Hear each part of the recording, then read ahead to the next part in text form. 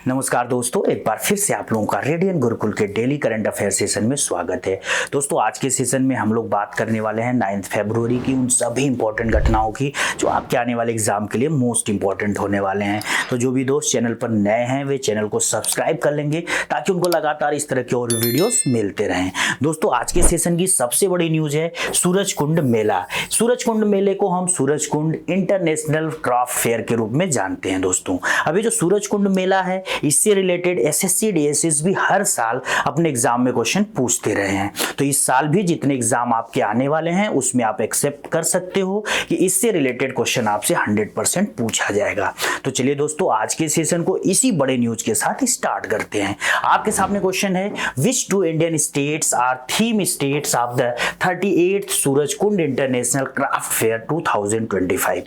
यानी कि 38वें सूरजकुंड अंतर्राष्ट्रीय शिल्प मेला 2025 के लिए थीम राज्य निम्नलिखित में से कौन से राज्य हैं?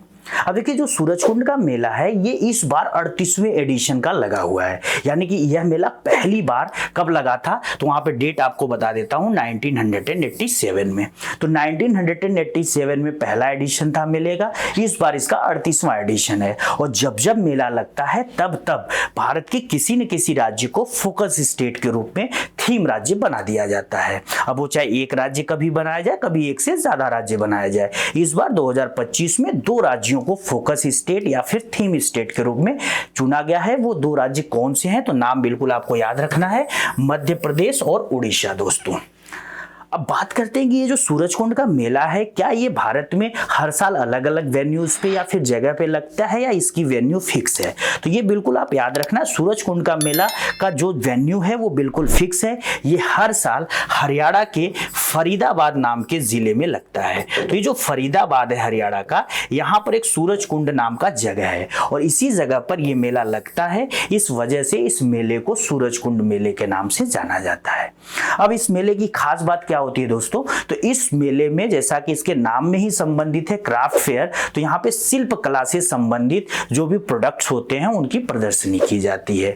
और इस बार जो 2025 में हम 38वां एडिशन मना रहे हैं उसमें आप देखोगे कि दुनिया भर के 2500 से अधिक यहाँ पे जो शिल्प कला के कारीगर हैं वो शामिल हो रहे हैं। और साथ ही उन कलाकारों से संबंधित यहाँ पे 1250 से अधिक जो झोपड़ियां हैं वो लगाई जाएंगी और इन्हीं झोपड़ियों के द्वार पर उनके जो प्रोडक्ट होते हैं उनको एग्जिबिट या फिर प्रदर्शित किया जाता है। दोस्तों, ये देखिए, यहाँ पे मैं उनकी इमेज भी दिखा देता हूँ। इस तरह की यहाँ पे झोपड़ियां बनाई जा रही हैं जिनकी संख्या 1250 से भी ज्यादा है इस बार।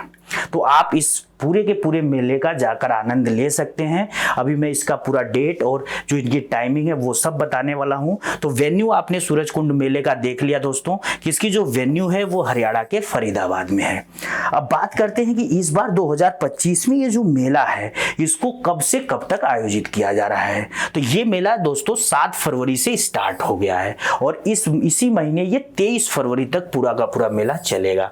तो अभी आपके पास समय है, आप आसानी से जा सकते हैं, इस मेले में पार्टिसिपेट कर सकते हैं। इस मेले में जाने के लिए आप दिल्ली मेट्रो का सहारा ले सकते हैं। दिल्ली मेट्रो का जो नियरेस्ट मेट्रो स्टेशन इस मेले के आसपास आपको दिखेगा वो है बदरपुर। तो बदरपुर से आप आसानी से कोई भी और सवारी करके जा सकते हैं। अब बात करते हैं कि इस बार का ये जो मेला है इसको इनॉग्रेट किसने किया। दोस्तों, ये भी आपसे आने वाले एग्जाम में क्वेश्चन पूछा जा सकता है।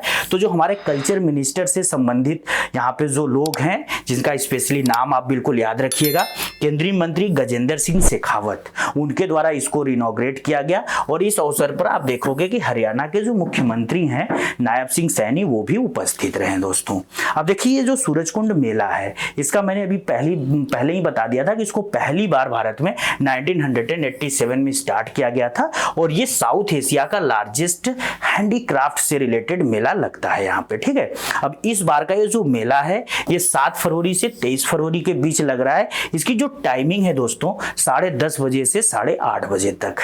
और सबसे इंपॉर्टेंट, यहाँ पर जब आप जाओगे तो आपको विदाउट टिकट एंट्री नहीं होगी, तो आपको यहाँ टिकट खरीदना पड़ेगा। और जो टिकट की प्राइस यहाँ पे रखी गई है वीक डेज पर ये 120 रुपए, और जो वीकेंड है जैसे कि संडे और सैटरडे वहां पर आपको 180 रुपए एक टिकट के लिए पे करना होगा। तो जाइए आप सूरजकुंड मेले का आनंद लीजिए और इस मेले से रिलेटेड आपसे आने वाले एग्जाम में जो भी क्वेश्चन पूछा जाए उसको अच्छे से करके आइए। चलिए दोस्तों, आज के सेशन का एक और इंपॉर्टेंट क्वेश्चन देखते हैं। क्वेश्चन है आपके सामने, what historic milestone did India achieve in solar power capacity in February 2025। यानी कि फरवरी 2025 में भारत ने सौर ऊर्जा क्षमता में कौन सा ऐतिहासिक मील का पत्थर हासिल किया है। तो ये जो मील का पत्थर है दोस्तों वो 100 गीगावाट का है। यानी भारत ने सोलर एनर्जी कैपेसिटी में 100 गीगावाट का जो एक माइलस्टोन है उसको क्रॉस कर लिया है। तो ये हमारे लिए एक बहुत बड़ी ब्रेक थ्रू है दोस्तों, क्योंकि भारत सरकार यानी कि भारत के प्रधानमंत्री नरेंद्र मोदी की जो बहुत बड़ी एक प्रोजेक्ट है कि हम लोग 2030 तक भारत में जो भी नॉन यहाँ पे कह सकते हो कि रिन्यूएबल एनर्जी रिसोर्सेज हैं या फिर नवीकरणीय ऊर्जा रिसोर्सेज हैं, जिसमें सौर हो गया, पवन हो गया, भूतापीय हो गया या फिर बायोगैस हो गया, ये सब जो भी यहाँ पे रिन्यूएबल एनर्जी रिसोर्सेज हैं इनकी जो कैपेसिटी है 2030 तक 500 गीगावाट तक पहुंचाना दोस्तों।